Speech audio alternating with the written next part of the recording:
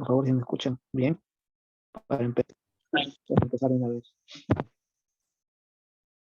Confirmen, por favor.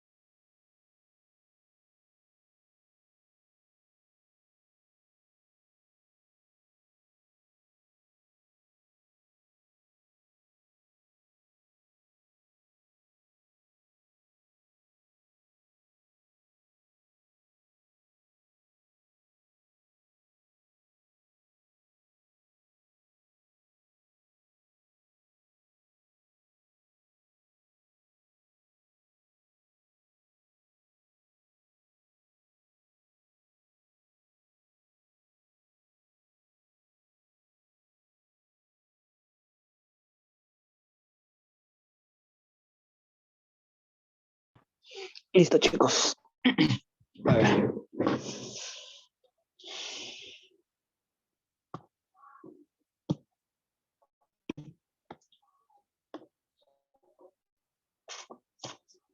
Chicos, buenas noches. Ya,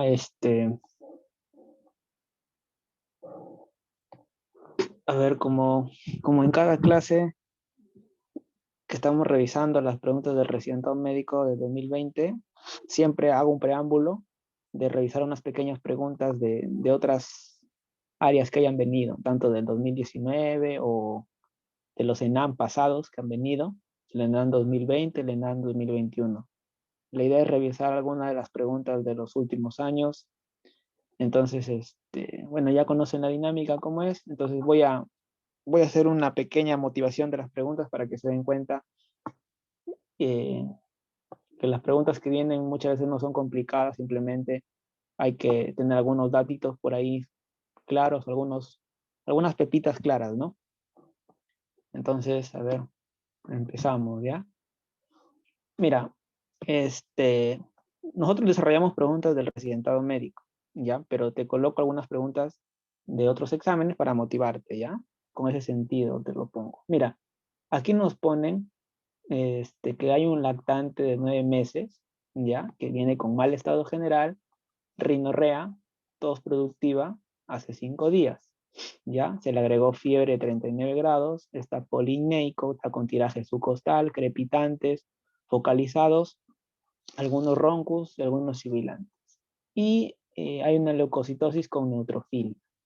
Y lo que nos dicen es que en este cuadro respiratorio, porque es respiratorio, hay infiltrados algodonosos en base de mi tórax derecho. Entonces, chicos, yo no voy a entrar a resolver toda la pregunta porque ya hemos revisado una pregunta parecida a esta. Entonces yo te dije, ¿no? Si es que viene un niño, ¿ya? Niño, lactante o adulto, lo que sea, la OMS te dice eso. Si es que viene un niño y está con tos productiva, ¿ya? O está con tos y está taquineico o polineico, ¿ya? Y tiene dificultad para respirar, como puedes observar ahí, lo primero que tendrías que pensar es en un cuadro respiratorio probablemente de neumonía, ¿ya? Y además que te dice que hay infiltrados algodonosos en base de mi tórax derecho. O sea, está comprometiendo solamente un segmento de un pulmón, ¿no? En este caso del hemitórax derecho, la parte de las bases, donde mayormente se dan los patrones de consolidados o los infiltrados algodonosos. Entonces, si tú revisas, ¿no? La pregunta número 38, que ya hemos resuelto anteriormente en la clase anterior, yo te dije y te di el dato, ¿ya? Que en niños, ¿ya? O en chibolos de 4 meses a 4 años, las causas de neumonía, ¿ya? Las causas de neumonía eran lo más principal, eran virales, ¿ya? Virus sincitial respiratorio, adenovirus, coronavirus, etcétera, ¿no? Todos los virus que quieras saber tú. Pero también puedes encontrar Streptococcus pneumoniae, que es la bacteria más frecuente, ¿ya? Que causa la neumonía típica, Ya, si te dicen bacteriana, es estreptococo. Y si te dicen viral, en este caso, a la cabeza puede ir el virus sincitial respiratorio, que también es causante de bronquiolitis en lactantes, ¿no? Pero ese cuadro clínico que yo te puse, ¿ya? Uno es para que tú te des cuenta la etiología, los gérmenes que están metidos ahí. Pero mira, ve, la tos productiva, ¿ya? La fiebre, está polineico, tiene tiraje subcostal, o sea, tiene compromiso respiratorio. Todo eso apunta a un cuadro probablemente respiratorio de origen neumónico porque ya encontramos infiltrado algodonoso.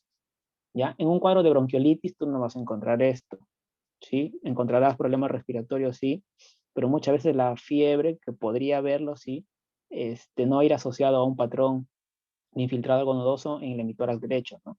Entonces, por ese lado, tú ya vas a decir, ah, ya, este es un cuadro de neumonía, ¿no? Neumonía. Entonces, o bien será típica o atípica, cualquiera de los dos. Entonces, yo en la clase pasada te dije, ¿no? Cómo diferenciar un cuadro neumónico típico y un cuadro neumónico atípico solo por los síntomas, ¿no? Entonces, el paciente tiene tos productiva, ¿no? Tiene fiebre de 39, fiebre alta, ¿no? Entonces, mira, tiene fiebre alta, ¿ya? Tiene tos productiva, probablemente mucopurulenta, con esputo, tos herrumbrosa también se le conoce como para pensar en neumonía, ¿ya? Eh, Tiene compromiso del estado respiratorio, del estado general, ¿ya? Y hay condensación lobar, que es lo mismo decir de la parte unilateral, que es lo mismo decir infiltrado algodonoso en base de mi tórax derecho. O sea, compromete mayormente solamente un lóbulo, ¿ya? La bacteriana compromete mayormente un lóbulo, ¿ya? En cambio, la típica, que ya han preguntado, causada por Mycoplasma pneumoniae a la cabeza, ¿ya? No hay fiebre alta, sino mayormente hay febrícula, la tos no es productiva, la tos es seca. Y también te expliqué la fisiopatología en esta pregunta, por eso te digo, cuando revisas esta pregunta, te expliqué por qué la tos mucopurulenta y por qué la tos seca, ¿ya? En cambio, en la atípica, el infiltrado de la radiografía es intersticial bilateral, ¿ya? Esa es la característica. Entonces, como acá no dicen infiltrado algodonoso en base de mi tórax derecho, o sea, de un solo pulmón, lo primero que deberías pensar acá es neumonía típica. Entonces, tú al haber escuchado esa clase de la pregunta número 38 con estos datitos que te di, esos pequeños datos, pudiste haber resuelto esta pregunta, ¿ya? Entonces no era necesario andar mucho, pero con esos datos bastaría, ¿no? Y aquí también te puse un cuadro, bueno, aquí te he agregado otro cuadro de cómo diferenciar las neumonías que son adquiridas en la comunidad, la NAC, de una típica, de una viral y de una bacteriana típica, ¿no? Entonces, mira, a ver, si vamos en la parte radiográfica, la parte de radiografía de tórax solamente afecta un lóbulo, un segmento, ¿ya? Un infiltrado solamente que es en una parte del tórax, el hemitórax en este caso, en el derecho o en el izquierdo. Pero en cambio, cuando es por micoplasma, que son los atípicos, o es viral, afecta mayormente a los dos lóbulos, ¿ya? Entonces, por ese lado del datito de la radiografía de tórax, tú tranquilamente pudiste haber marcado neumonía típica, bacteriana, si hubieras pensado, por neumococo, por ejemplo, que es el agente bacteriano más frecuente. Listo. Vamos a la siguiente pregunta, ¿ya? Otra preguntita, a ver, para que te vayas motivando, ¿no? Dice, mujer de 26 años, tiene baja de peso, temblorosa, piel caliente, hiperfagia, diarreas frecuentes, tiene un hallazgo de una temperatura de 39 grados, tiene taquiarritmia y está desorientada. Tiene signos de insuficiencia cardíaca y en la gammagrafía tiroidea encontramos hipercaptación. Entonces, uy, entonces perdón, en la pregunta número 18, ya en la pregunta número 18 que también ya lo hemos revisado, que debe estar en la página de YouTube, me imagino, esa pregunta te dije la clínica de un paciente que tiene hipertiroidismo. Revisamos bastante datos de hipertiroidismo, ¿no? Por ejemplo, la piel caliente, ¿no? Tiene rubor facial. Y acuérdate que en el hipertiroidismo aumenta el metabolismo de todo, aumenta el metabolismo de todo el cuerpo, en este caso. Aumenta la frecuencia cardíaca, la frecuencia respiratoria, aumenta la temperatura corporal, aumenta la motilidad gastrointestinal. Incluso no se habla de que el paciente tenga diarreas frecuentes, sino que aumentan el número de posiciones por el aumento de la motilidad gastrointestinal. ¿Sí? Entonces puede estar sudoroso, ya como está en la imagen, ya. Puede tener toda esta clínica que te he señalado, ya. Puede tener toda esa clínica. Incluso te hablé de una triada que habían preguntado, ¿no?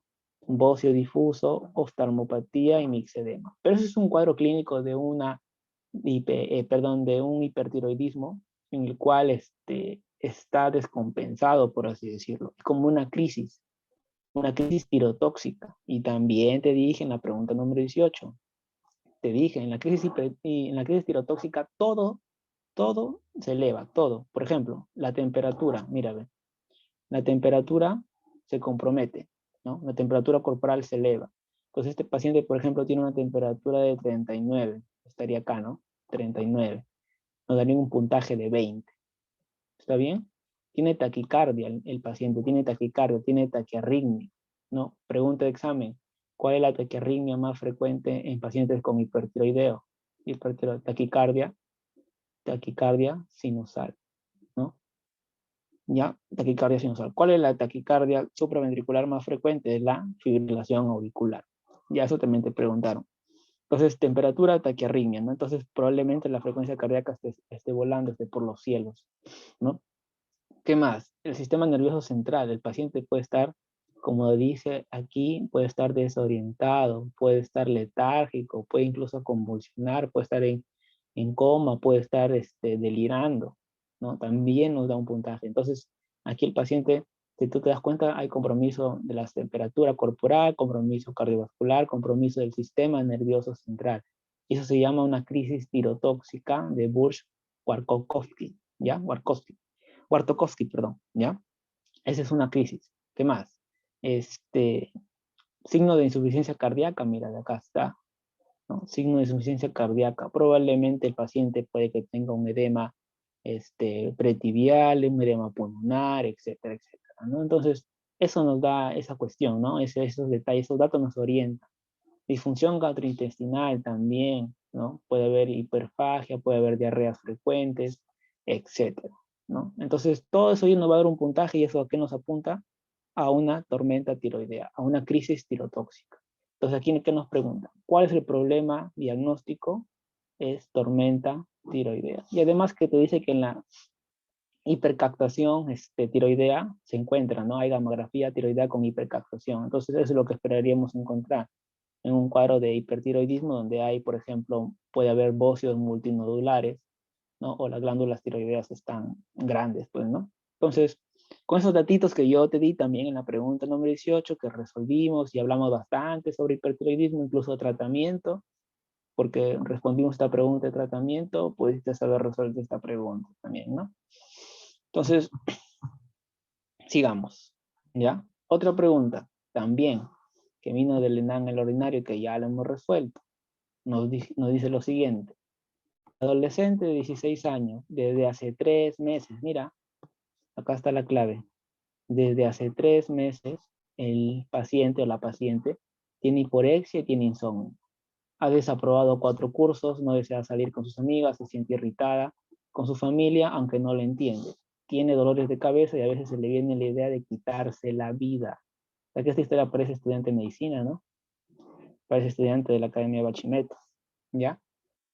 Ya, y bueno, dice que ya no lo haría por sus creencias religiosas, ¿no? Nunca había sucedido algo parecido. Bueno, listo. Entonces, yo te dije, cuando a ti te venga alguna pregunta de psiquiatría, ¿ya? Una pregunta de psiquiatría, y tú no sepas cuál es la clave, marca depresión, ¿ya? Marca depresión. El 80, el 90% de preguntas que han venido de psiquiatría son depresión mayor, depresión, ¿ya? Entonces, y este cuadro clínico es típico de una paciente que tiene un cuadro depresivo mayor. Entonces, también anda al YouTube y revisa la pregunta número 32.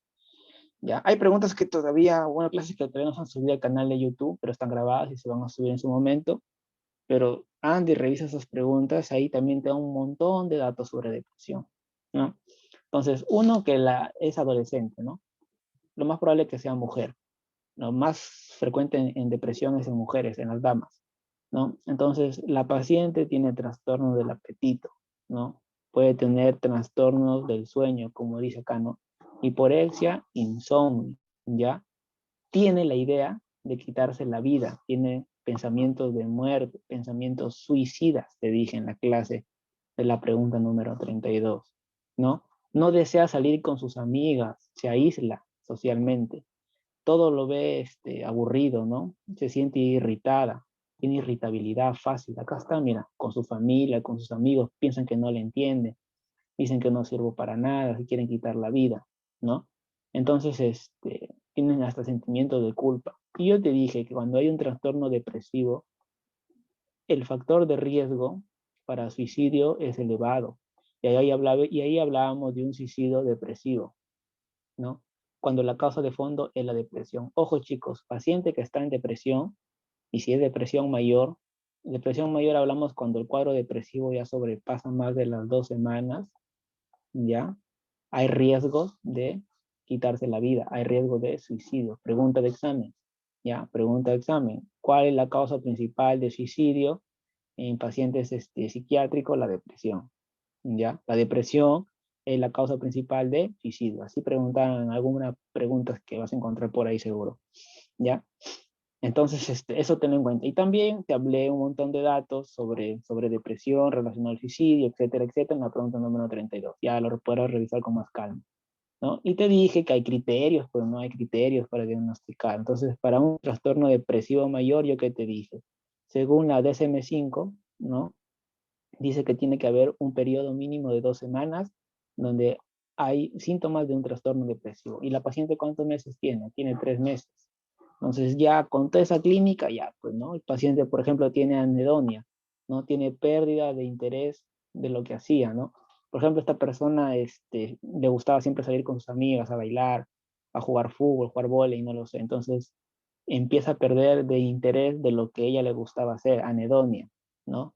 Anergia, ¿no? Se siente fatigada, ¿sí? Se siente cansada sin haber hecho nada. Insomnio, trastorno del sueño, ¿no? Tiene sentimientos de culpa, puede tener incluso trastornos gastrointestinales, puede tener pobre atención, concentración. La depresión puede ser sobre todo por las noches, por ejemplo. El apetito cambia, puede aumentar de peso, puede disminuir de peso, puede estar agitada, ¿no? Puede tener pensamientos suicidas, esta es la clave, ¿ya? Y otros síntomas, la paciente puede tener pérdida de líbido, ¿no? Puede tener problemas, en este caso, en el trabajo, ¿no? Puede tener incluso alucinaciones, que está asociada, por ejemplo, a ansiedad o algunas delusiones. Entonces aquí la clave es episodio depresivo mayor, ¿ya? Con esos datitos tú puedes haber resuelto esta pregunta. También te lo vuelvo a decir. Listo. Siguiente pregunta que vino y que ya la hemos resuelto. Recién nacido de 5 horas con antecedentes de RPM. Te lo dije, chicos, te lo dije. Te lo dije en la clase pasada, RPM 18 horas. ¿Qué significa RPM? Ruptura prematura de membranas, ¿no? Lo que se conoce como la ruptura de las bolsas, ¿no? De las bolsas amnióticas o coreamnióticas. Entonces, recién nacido que nace por RPM de 18 horas. Parte autóxico, aguar a 8 al minuto, ¿no? Capurro de 39 semanas y al examen, escucha, al examen tiene temperatura de 38 y débil succión. ¿Qué examen permitiría establecer el diagnóstico que tú te estás planteando? O sea, ¿cuál es el examen que a ti te diría, sabes qué? Te confirma el diagnóstico que tú te estás planteando, que probablemente has pensado, es lo que te quieren decir. También lo revisamos con calma, lo revisamos en las preguntas anteriores y estábamos hablando de un cuadro de sepsis neonatal. Cuando tú ves que un recién nacido tiene este factor de riesgo de RPM más de 18 horas, ¿no? Y que nazca con fiebre, débil succión, ¿no? Hipertermia, ¿te acuerdas? ¿Sí? Hipertermia, letargia del niño, tenga factores de riesgo, como estos que está acá, te haría pensar en un cuadro de infección neonatal. Entonces, también te lo dije, revisen una pregunta 36, que ya lo hemos revisado. Te dije, factores de riesgo, ¿no? Uno de los factores de riesgo, ruptura prolongada de membranas, 18 horas, ahí está. Te dije, 18 horas. Con esta imagen puedes resolver bastantes preguntas de sección neonatal, ¿ah? Y también te dije, pues, ¿no? Que el paciente puede tener pobre succión, puede estar incluso vomitando, puede tener diarreas, ¿no? Puede incluso tener una letargia, ¿no? Puede estar irritable, puede convulsionar, puede estar histérico, ¿no? Puede estar hipotenso, cianótico, bradicárdico. Puede la temperatura estar inestable, puede estar con hipotermia, puede estar con hipertermia, en este caso está con fiebre, ¿no? Entonces, todas esas características clínicas te apuntan a una sepsis neonatal. Ojo, chicos, hoy en día se ha visto ya, lean, por ejemplo, del Instituto Nacional de Salud, que dice que un RPM de 18 horas, ellos consideran ya, según la evidencia, consideran que una ruptura de prematura de membranas mayor a 18 horas, como factor de riesgo aislado, o sea que no hay un factor de riesgo asociado a consideran que es un factor de riesgo muy pobre, ¿no? Vean la evidencia y dicen que bueno, el nivel de evidencia que ellos consideran es alta, es fuerte, alta, pero que la ruptura prematura de membranas como factor de riesgo aislado, o sea, como único, no debería ser tan escandaloso para considerarlo, como ellos dicen, ¿no? Pero aún se sigue considerando como factor de riesgo, ¿ya? Se sigue considerando como factor de riesgo. Entonces, si hay un niño que nace con estas características de RPM de 18 horas, el examen que tú deberías pedirle, te voy adelantando, es un hemocultivo, ¿ya? Un hemocultivo. Si el hemocultivo sale positivo, listo, me confirma. Entonces digo, ya, sepsis confirmada. Sepsis neonatal confirmada, ¿no? Y eso es lo que te están preguntando. Y aquí te traigo también, que estuvo en la pregunta número 36, te dije, ¿cuál es la clínica más frecuente de sepsis neonatal? Inespecífico, ¿ya? Aunque en neonatología, en pediatría, todo es inespecífico, ¿no? Pero el detalle es que en sepsis neonatal es inespecífico, ¿no?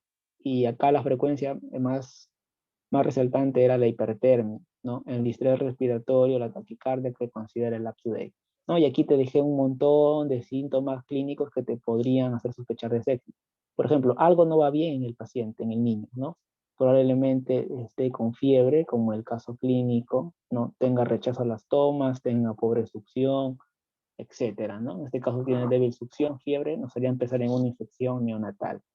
Listo, también te dije en la pregunta número 36, te puse un algoritmo que está acá, mira, a ver si lo ves, que está con la letra chiquita, dice acá, a ver, RPM 18 horas, factores de riesgo para sepsis, ¿no? Fiebre, factores de riesgo para sepsis, ¿no? Entonces, si tienes esos factores de riesgo, ¿tú qué dices? Ya, sepsis neonatal probable. Tienes 5 horas de recién nacido, entonces, yo que te dije, sepsis neonatal temprana o precoz, es menor de 72 horas, o 3 días, como quieras decir, menos de los 3 días, dentro de los 3 primeros días.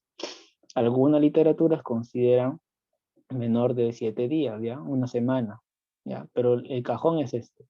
La guía del MINSA que te dice esto, la guía del Instituto Nacional de Salud Perinatal te dice eso. Entonces, yo lo que tengo que hacer es solicito mi reactante de fase agudo, mi PCR, ¿no? Mi hemocultivo, ¿no? Y mi hemograma. Pero ojo, el PCR y el hemograma se pide a las 12, 24 horas, porque es en el momento donde empieza a ver la respuesta inflamatoria. Si lo pides antes, no vas a encontrar nada, probablemente. No, pero el PCR se pide a ese pico, pero el hemocultivo lo pides ni bien tú sospechas de sepsis, cosa que de aquí a 72 horas te sale el resultado del hemocultivo. Si te sale positivo, confirmas, pues, ¿no? Entonces es lo que te preguntan, ¿qué examen te permitiría establecer el diagnóstico? ¿No? El diagnóstico definitivo en este caso, ¿no? No abrirse probable, sino diagnóstico definitivo vendría a ser el hemocultivo. Si el hemocultivo te sale que es positivo, de arranque de sepsis neonatal confirmada. Entonces, eso de ahí, esos datos ya lo hemos resuelto con detalle, hemos hablado bastante de esta pregunta. Datos de esta pregunta en la pregunta número 36. Listo, chicos. Hasta ahí vamos bien, chicos. A ver, repórtense. Quizás estoy hablando y ni me están entendiendo. Hasta ahí vamos bien, chicos. Son preguntas así, son preguntas extras que coloco, que no son del recientado médico, pero lo coloco con el sentido de que vean cómo las preguntas se repiten o son parecidas a otros exámenes que ya han venido, ¿no? Y que se pueden resolver con algunos datos que ya les hemos venido dando, ¿no? A ver, chicos, ¿me confirman? ¿Están ahí?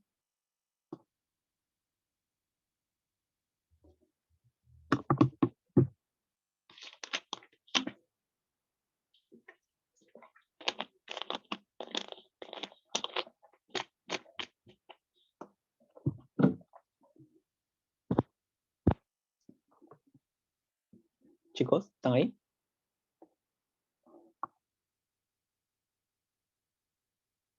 Si está claro, si están entendiendo, están captando la idea más o menos de lo que les quiero transmitir para avanzar, chicos.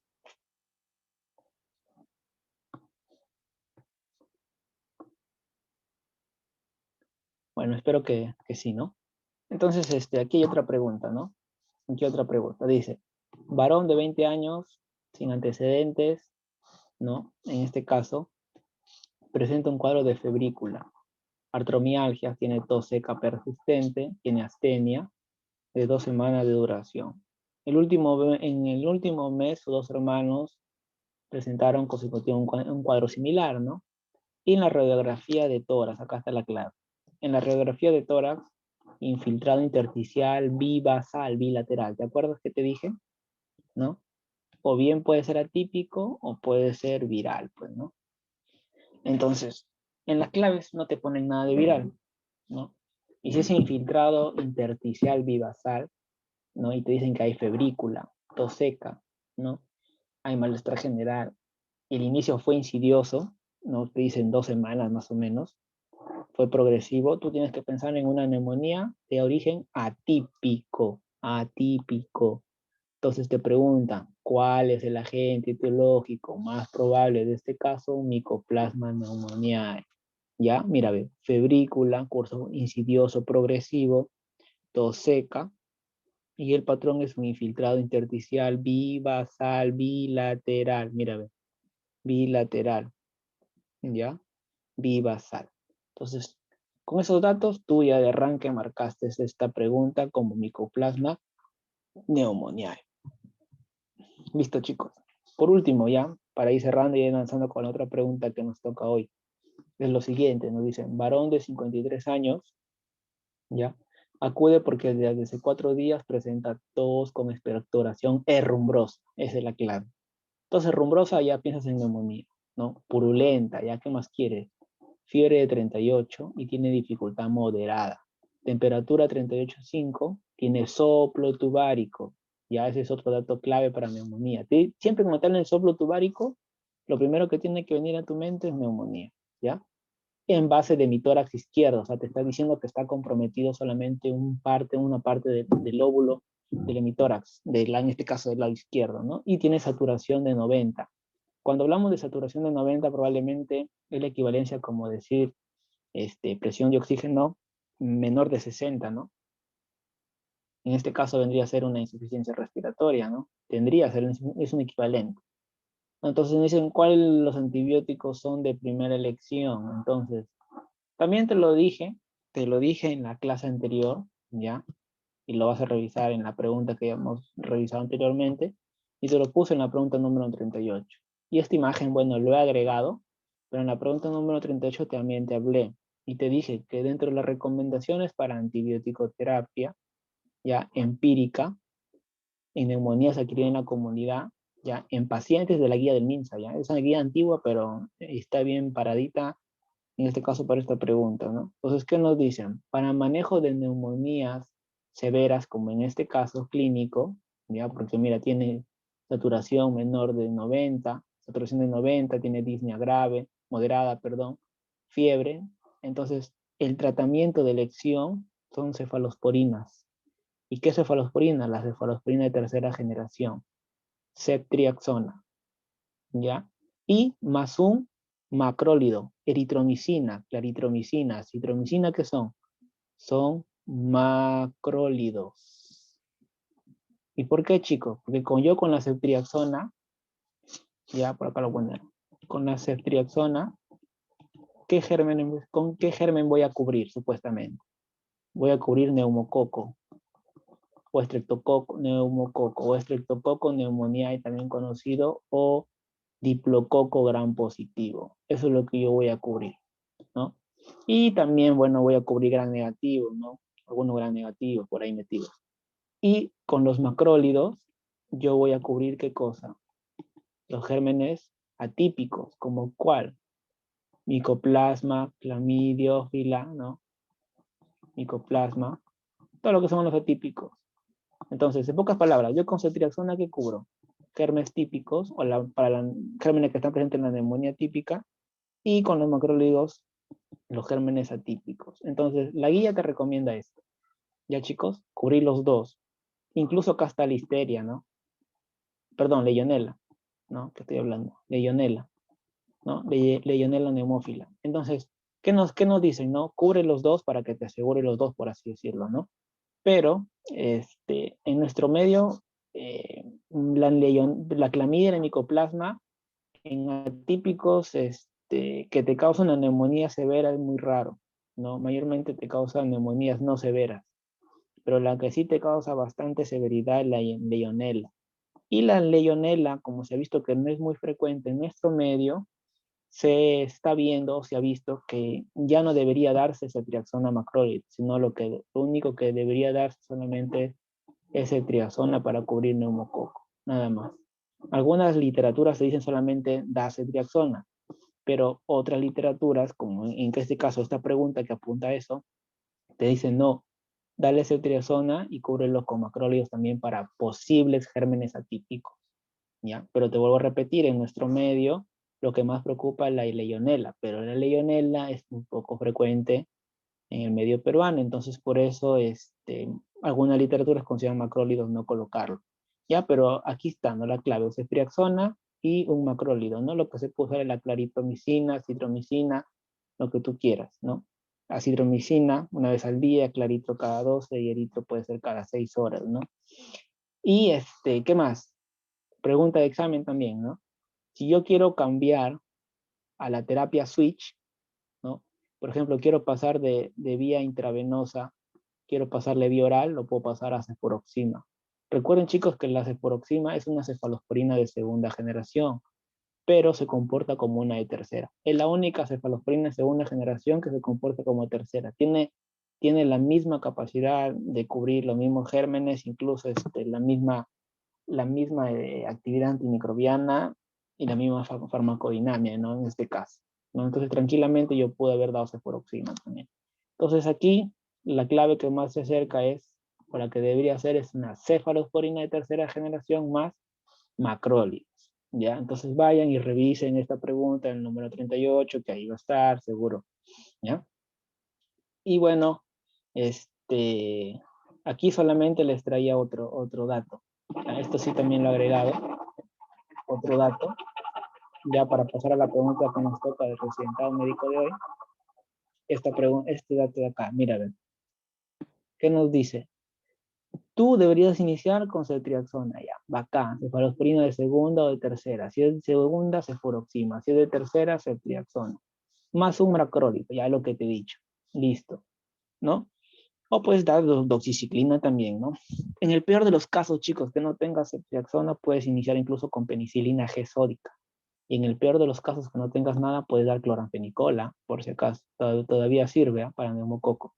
De no ser así y de disponer de formulaciones parenterales a un costo razonable, podríamos utilizar quinolonas endovenosas, ¿no? A la cabeza, uno de los quinolonas que se podrían usar y que tienen acción antineumocócica es el levofloxacino. Pregunta de examen de antibióticos. ¿Cuál se considera la quinolona respiratoria? ¿O cuáles son las quinolonas respiratorias que se pueden usar? Quinolona respiratoria, levofloxacino y moxifloxacino. Entonces tú con levofloxacino tranquilamente cubres neumococo y también cubres atípicos, ¿ah? Recuerda que los macrólidos, perdón, las quinolonas también, en este caso la levofloxacino puede cubrir también atípicos, ¿ya? Entonces puede dar solamente un solo medicamento, en este caso con levofloxacino. Listo, entonces ahí está la respuesta. Listo, chicos. Entonces pasamos a la pregunta que nos corresponde tocar el día de hoy. ¿Me confirman, chicos? ¿Vamos bien hasta ahí? Una pausa. Tomamos un respiro.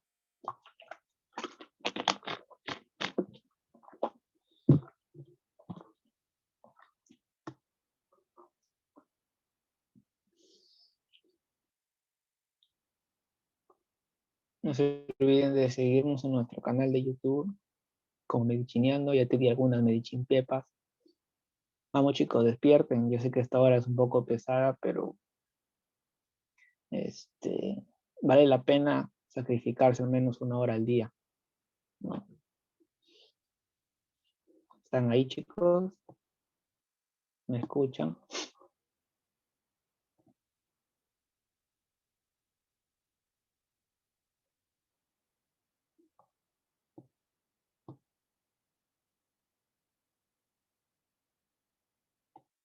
Listo, entonces, acá ¿qué nos dicen? Mira, nos dicen la siguiente pregunta, ¿no? Mujer, típico, ¿no? Nos dicen, ¿no? Mujer de 25 años de edad. Listo. Acude por malestar general, tiene fiebre, tiene dolor, tiene ardor vulvar, ¿no? En la región vulvar. ¿Qué más? Eh, Después de haber tenido relaciones sexuales, ¿no? Relaciones coitales, con un nuevo compañero hace 8 días, un nuevo compañero sexual. Examen ginecológico, yo en la gama que le encuentro vesículas en racimo, ya está cantado ya. Vesículas en racimo a nivel vulvar, úlceras en labios mayores y tiene linfadenopatía inguinal dolorosa. Listo. ¿Cuál es el diagnóstico más probable? Chicos, esta pregunta ya la hemos revisado, incluso ya creo que ha sido en alguna pregunta anterior, no recuerdo cuál, creo que fue la 9, 8 creo, pero ahí debe estar por algunas preguntas que ya hemos revisado, que ha venido también en el mismo recinto médico del 2020, cuando yo te decía que si es que pensamos en una ETS, porque hay enfermedad de transmisión sexual, y nos dan el antecedente de relaciones sexuales, ¿no? Con un nuevo compañero y hay vesículas y hay úlceras, lo primero que debe venir a tu cabeza es herpes genital. Esa es la clave. ¿Y por qué? Porque ya lo hemos revisado. Mira, estas serían las lesiones, así, ¿no? Lesiones vesiculares, ¿no? Con bordes eritematosos, múltiples, en racimo, como tú quieras, ¿no? Y si se revientan estas vesículas, ¿qué se van a formar? Se van a ulcerar, ¿no? Van a hacer un fondo blanquecino amarillo con un halo eritematoso, ¿no? Como puedes observar ahí. Entonces, ¿qué tenemos? ¿Qué algoritmos tenemos, chicos? Si nosotros tenemos lesiones múltiples, vesículas, lo primero que tenemos que pensar es herpes. No hay más que pensar, herpes, ¿ya? Y en este caso es causado por qué virus? Por el virus del herpes simple, pues, ¿no? Sí, en este caso, como es genitales, es el virus del herpes simple 2 en su mayoría. Porque si nos preguntan virus de herpes simple 1, eso es la parte de arriba, la parte de la boca, ¿no? En la boca, en los labios. ¿Eso qué te va a llevar? Te va a llamar o te va a llevar a un herpes labial. Pregunta de examen. O también te puede llevar a una gingivoestomatitis, que también ha sido pregunta de examen. ¿Ya? Gingivoestomatitis. Estomatitis. ¿Ya? Virus de herpes simple arriba y virus de herpes 2 simple abajo, ¿no? En la región genital. Entonces te dicen que es dolorosa, ¿no? Entonces ahí te dice que es dolor, tiene un dolor. Entonces estas lesiones vesiculares que están ulceradas son dolorosas, ¿ya? Son dolorosas. ¿Qué más? Esa es la clave, pues, ¿no? Pero ahora, ¿qué nos han preguntado? Y ya como ya hemos revisado esta pregunta anteriormente, ya lo hemos revisado, ¿qué pasaría si nos dicen que la lesión es única? Ahí viene el detalle. Cuando la lesión es única, o bien puede ser sífilis, o puede ser chancroide, ¿no? O bien sífilis, o bien chancroide. Entonces, si hablamos de sífilis o chancroide, ¿no? Entonces, tú qué es lo que tienes que acordarte, chicos. Cuando yo te digo sífilis, viene de chancro duro. Entonces, ¿yo qué te dije? Apréndelo así. Sífilis es, acá lo voy a poner, sí es duro. O sea, sí duro. Sí es duro, ¿ya? Sí es duro, o sea, lo estoy afirmando, ¿ya? En cambio, el chancroide o chancro blando no es duro. Y si no es duro, ¿qué va a hacer? Es blando, ¿no? Todo lo contrario. ¿Qué más? ¿Qué te dije? El sífilis es sí limpio. O sea, sí es limpio. Quiere decir que el fondo, ya, de esta lesión, que es una lesión única, el fondo es limpio. Y acá es no limpio. ¿Qué quiere decir? Que el fondo es sucio, mira, purulento, tejido neutrófilo, leucocitos están metidos ahí, incluso las bacterias, ¿no? No es limpio. ¿Ya? ¿Qué te dije? En sífilis. La sí viene de sífilis, mira, sí. Sí de sífilis. Sí duro, sí limpio. Sin, escúchame, sin dolor. Viene de sífilis, sin dolor. En cambio, acá es con dolor, pues, ¿no? Todo lo contrario, dolor. Entonces, si te preguntan, úlcera única, no dolorosa, ¿no? No dolorosa, fondo limpio y es duro, por así decirlo, los bordes duros, elevados. En este caso, vas a pensar de sífilis. Si te dicen, no, que la lesión es única, es muy dolorosa, ¿no? O sea, hay bastante dolor, es purulento, el fondo es sucio, pensaremos en un chancroide, un chancro blando, causado por Haemophilus ducreyi. En el caso de la sífilis, treponema pálido. ¿Ya, chicos? Y bueno, con esto de las adenopatías es variable, ¿ya? Porque incluso acá en el virus del herpes nos dicen que es única, ¿ya? Pero aquí también puedes considerar que es bilateral, ¿no? Esto de las linfopatías puede variar, pero lo otro sí no puedes equivocarte mucho. ¿Ya, chicos? Listo, entonces aquí la clave es herpes genital. Entonces, ¿qué más datos yo puedo darte de herpes genital? ¿No? Los datos que ya te di, ya con los datos que ya te di. Sífilis, también conocido como chancro duro, causado por treponema pálida. Chancroide, chancro blando, ¿ya? Acuérdate que chancroide, ya aquí también te lo voy a recalcar, escúchame, chancroide, viene de chancroso, o sea, que está todo chancroso. ¿No has escuchado ahorita que te vistes todo chancroso o esa cosa está todo chancroso, no todo feo? Entonces imagínate todo esta úlcera, no está toda fea, todo chancroso, ¿no? De chancroide, ¿sí?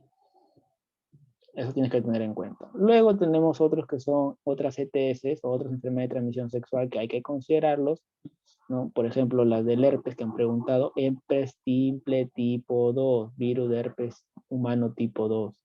Ya, y los granulomas que también se ha visto, ¿no? Que son por Klebsiella y por clamidia. El granuloma venéreo, granuloma inguinal. ¿Ya? Pero de los que más han preguntado, los que siempre han preguntado son estos de acá, los que te estoy señalando. Chancro duro, chancro blando y herpes simple, ¿ya? Herpes simple humano en este caso, ¿ya? Entonces, ¿qué puedes entender de esta imagen o qué te puede transmitir esta imagen que te he colocado aquí? Aquí está la piel, ¿no?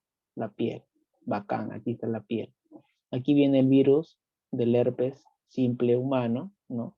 Viene, y porque hay una lesión, hay una grieta, hay una úlcera, ¿no? Yo tengo mis relaciones sexuales y tengo mi llaga por ahí, y el virus puede penetrar a otra persona, ¿no? Por ejemplo, yo estoy con mi lesión, ¿no? Y otra persona tiene su virus de herpes, ¿no? Y por mi llaga que tengo me transmite el virus del herpes, ¿no? Entonces entra el epitelio de la piel, ¿no? Y va en busca de quién, por transporte retrógrado, va en busca de mis nervios, ¿no? Nervios. Por ejemplo, acá me ponen el ejemplo de ganglio sacro, ¿no? A mis ganglios, en este caso linfáticos, ¿no? Entonces ahí hace su chamba, ¿no? Por transporte retrógrado, ahí se queda dormido, por así decirlo, el virus. Pero por X motivo me dio fiebre, se me bajaron las defensas, tuve una inmunosupresión en ese momento y esos virus se vuelven a reactivar, ¿no? Se reactivan y salen a la luz, salen a la luz, salen a la luz, ¿no? Entonces, después que se reactivaron, yo puedo hacer una fase asintomática, que puede ser una excreción asintomática, puedo tener el virus, ¿no? En mi zona genital probablemente y luego puedo transmitir, no tengo síntomas y puedo tener mi sintomatología, que puedo tener mi úlcera, ¿no? Tengo mi úlcera en el pene, en los labios mayores, no lo sé, y ahí sigo transmitiendo a otras personas, ¿no? Entonces ese es uno de los mecanismos fisiopatológicos. Entonces aquí podemos observar, ¿no? Podemos observar cómo se disemina el virus, ¿no? Entonces aquí hay fases. Fase de vesícula, como está en esta imagen, ¿no? O pústula, fase de úlcera, como está en la imagen de acá, ¿no? Ya se ulceró, ya se lesionó, ya se abrió esas vesículas. Entonces, principalmente cuando hay vesículas, yo voy a observar las lesiones, ¿no? Se observan. Se ponen en contacto con el médico lo va a ver, ¿no? En este caso estoy en fase de vesículas. En este momento yo puedo tener síntomas sistémicos, porque puedo estar con malestar general, puedo estar con fiebre, puedo estar con dolor, porque las vesículas son dolorosas, ¿no? Y en el transcurso de los días de la semana, ¿no? De los días, en este caso, de la primera semana, ¿no? Ya dejó de ser vesícula, esas vesículas se reventaron y formaron mi úlcera, una nueva formación de otra lesión, ¿no? Y en el transcurso de 1 a 2 semanas, esas lesiones ya empiezan a cicatrizar y los síntomas desaparecen. Pero en todo ese periodo que estuve aquí, de acá hasta acá, desde el día 0, que no hice síntomas, hasta que aparecieron los síntomas sistémicos y hasta que las lesiones empezaron a cicatrizar, yo ya pude contagiar a muchas personas y he tenido relaciones en ese intervalo, ¿no? Habiendo teniendo síntomas locales como es la úlcera o habiendo teniendo síntomas sistémicos que puede ser traducido como malestar general, fiebre, dolor y también por ahí algunas vesiculitas que haya tenido presente en la región genital, ¿no? Y la úlcera con costra, ya que es una fase donde quizás ya en esta fase ya no se disemina el virus, ¿no? Las lesiones ya probablemente han cicatrizado, han dejado su huella por ahí. Entonces hay que tener en cuenta ese detalle, ¿no, chicos? Listo. Y también aquí te dejo otra imagen que ya lo puedes revisar con más calma.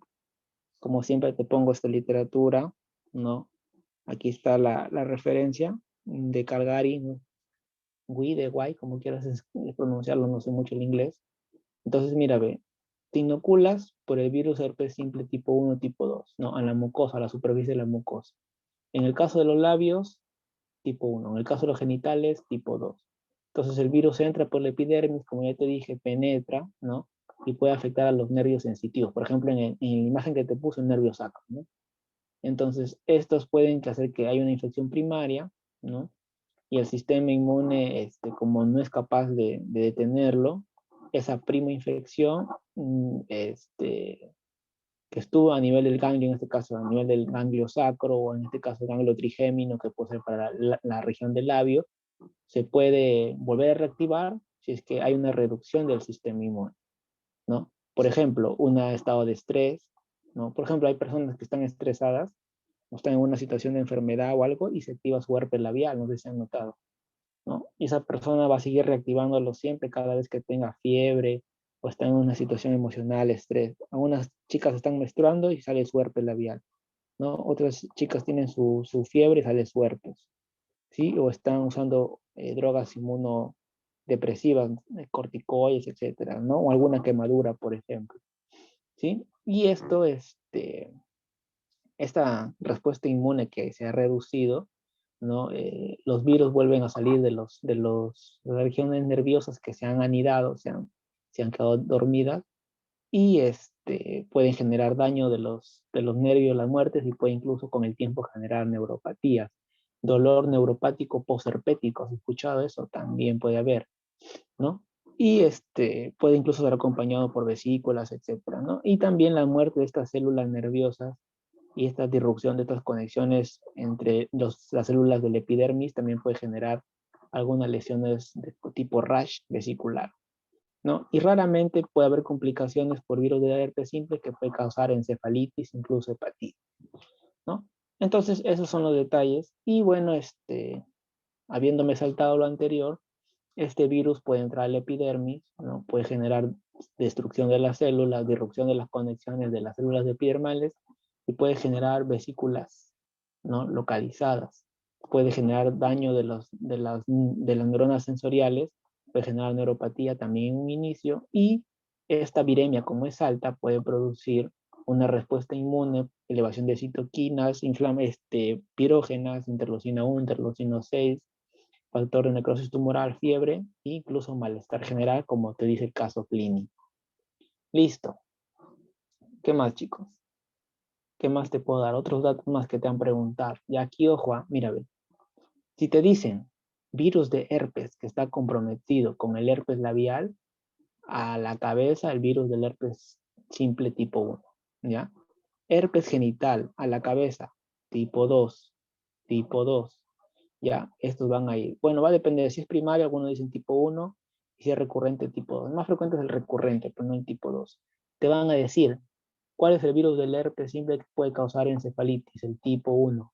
Queratoconjuntivitis, herpes simple tipo 1, que lo han preguntado, ¿ah? Conjuntivitis, virus del herpes simple tipo 1, ¿ya? Meningitis, virus del herpes simple tipo 1. Meningoencefalitis, herpes simple tipo 1. Gingivoestomatitis, pregunta de examen, virus del herpes simple tipo 1. Y así sucesivamente.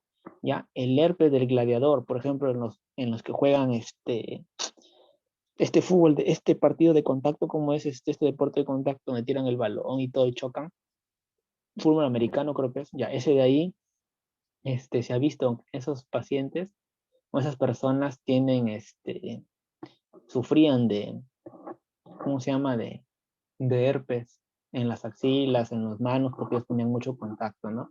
Incluso en los gladiadores también se veía, ¿no? Por el contacto, que se agarran, ¿no? Para poder tumbarse o golpearse, ¿no? Entonces ahí están, ¿no? Mira, y aquí te dejo ya esta literatura que lo ves en internet. Herpes tipo 1, herpes labial. Listo. ¿Cómo se transmite? De forma de la saliva, el beso respiratorio. Herpes tipo 2, genitales. Si es que, por ejemplo, el niño sale por el canal vaginal, está saliendo por la vagina, por los genitales, entonces, ¿qué tipo de herpes vas a pensar?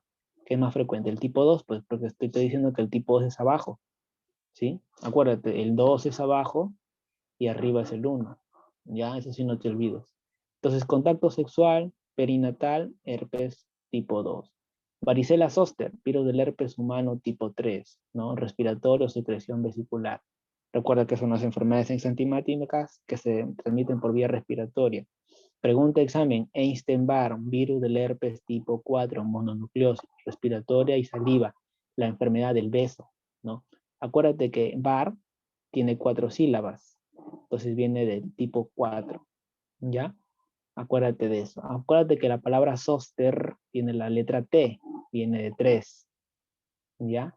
Acuérdate que en genitales, ya, tenemos dos testículos, ¿no? Entonces es el tipo 2. Tenemos 2 labios mayores, en este caso en las mujeres, entonces tipo 2. No, labiales, porque ya bueno, es una sola boca, ¿no? Así acuérdate. No tenemos una boca, en este caso es 1, ¿ya? Citomegalovirus, acuérdate de el AC de 5, herpes 5, citomegalovirus, ¿no? Congénito, la retinitis por citomegalovirus también, congénito, transmisión sexual, ¿no? Exantema súbito, la S de 6, acuérdate, exantema súbito. Acuérdate que exantema puedes escribirlo con hexa, de hexa, pues, ¿no? Hexa de 6, pues, ¿no? Exantema súbito por la saliva, ¿no? Pitiriasis rosada de Gilbert o la rociola también, ¿no? Por la saliva. Y el sarcoma de Kaposi, pregunta de examen, ¿ya? Sarcoma de Kaposi, acuérdate que la K es como un 8, ¿no? Kaposi, sarcoma de Kaposi, sexual, vía sexual, es el herpes tipo 8. Pregunta de examen, así de eso, ¿ya? Y por último, chicos, acuérdate, virus, que ya también te le daba como Pepa en una clase anterior, te dije, ¿cuáles son los virus que tienen DNA? Epagnavirus, mira, epagnavirus tiene la letra ADN. Adenovirus, ADN, ¿ya? Mira, ADN, ¿sí? Entonces, ¿cuáles son los virus que tienen ADN? Por ejemplo, la mnemotécnica, papá me salió herpes en el popó, en el po, ¿no? Papá de papavirus, ¿no? De parvovirus, las paperas, herpes virus, de los herpes, y poxivirus, ¿no? Papovavirus es, por ejemplo, del virus del papiloma, ¿no? ¿Sí? Es virus del papiloma, es ADN, ¿no? Y así sucesivamente, ¿no? Por ejemplo, y si hablamos de ARN, yo que te dije, está en la palabra también muchas veces. Picornavirus, ARN. Coronavirus, virus de ARN, ¿no? Y así sucesivamente puedes encontrar algunas que se relacionan. No siempre se cumple, pero en la mayoría te puede ayudar a resolver eso, ¿no? Entonces aquí puedes observar, ¿no? Lesiones ulcerosas, ¿sí? En los labios, lesiones vesiculares también a nivel de los labios, ¿no? Incluso en los muslos, ¿ya? Y son lesiones vesiculares, son lesiones vesiculares típico del herpes, ¿no? Y aquí te dejo ya con esta imagen termino, chicos. Te dejo esta imagen solamente para que te motives a leerlo, ya de cómo diferenciar una sífilis, un chancroide, un herpes, un linfanogranuloma venérea y un granuloma inguinal. ¿ya? El sífilis también se llama lesiones luéticas, ¿ya? ¿Por qué? Porque el sífilis antes se le conocía o se le conoce como sinónimo como lues. Pregunta de examen. Lues. ¿Cuál es el agente causal? Treponema pallidum, ¿ya? Acuérdate, sífilis es duro, mira, duro, ¿no? Es una lesión dura, no hay dolor y es limpio. Hemófilos ducreiri, ¿no? Chancroide, está todo chancroso, mira, lesiones pustulosas, ¿no? Dolorosas. Herpes, ya, herpes viene de vesículas, mira, ¿sí? Clamidia trachomatis, ahí está, granuloma. ¿Sí? Y tu granuloma inguinal por calinato, bacterium, granuloma, ¿no? Que es el Klebsiella en este caso tiene también su granuloma en la región inguinal. Y aquí, este de acá te puede ayudar a ver algunos diagnósticos diferenciales, simplemente igualito lo que te mostré al inicio. Tienes tu úlcera, ¿no? Le haces su anamnesis, tiene conductas de riesgo, es mujer, tiene múltiples parejas, le haces su anamnesis, sospecha de ITS, y si por ejemplo me dice esta paciente, ¿no? ¿Sabes qué? Tengo dolor intenso, tengo escozor, incluso estas vesículas o estas cuando se ulceran en los labios, cuando la chica orina le puede generar ardor, ¿ya? Ardor. Entonces, pregunta de examen, ¿cuál es la ITS más dolorosa o la que puede generar más dolor? El herpes, ¿ya? El herpes, seguido por el chancroide, ¿ya? Y si te preguntan cuál es la ITS más frecuente, ¿no? Es en este caso el virus del papiloma humano, ¿no? Pero la que genera más dolor es, hablando de la ETS directamente, es la del herpes, pues, ¿no? Y en el caso clínico que dicen, tiene síntomas, tiene dolor, malestar general, vesículas, herpes, piensas en herpes. Tratamiento, ¿no? Puede tener síntomas generales, fiebre, puedes darle paracetamol, y pues como es un virus, tienes que darle algún retroviral. Y así solamente, chicos, puedes ver qué es lo que pasa si es asintomático, ¿no? Si la úlcera fue blanda o fue indurada, ¿no? Como treponema pallidum, dum, de duro, ¿no? Sífilis, das penicilina, pregunta de examen, ¿ya? Y así sucesivamente puedes revisar qué es lo que pasa si es que tienes un linfogranuloma venéreo, que si tienes una sífilis, si tienes una herpes por prima infección, por recurrencia, y si tienes un chancroide, que lo que se recomienda es dar azithromicina, incluso ciprofloxacina. ¿De chicos? Entonces, ahí te he dado algunos datos muy buenos sobre ETS, ¿no? Entonces espero que hayan aprendido algo y ya pues chicos, que tengan un buen día. Nos estaremos viendo en la próxima clase. Cuídense, hasta luego.